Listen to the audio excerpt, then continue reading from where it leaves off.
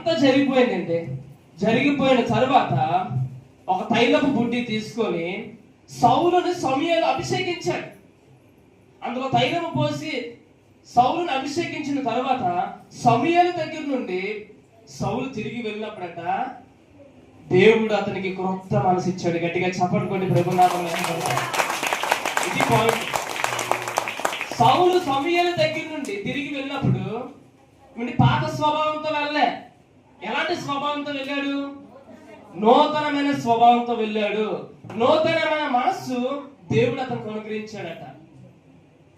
మన జీవితంలో 2025 గడిచిపోయింది.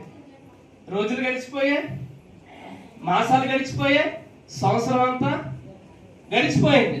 మరి 2026వ సంవత్సరంలోకి మనం అడుగు పెట్టాం కనుక దేవుని సన్నిధిలో ఉన్న మనము ఇక్కడి నుంచి తిరిగి వెళ్ళేటప్పుడు ఎలా వెళ్ళాలండి?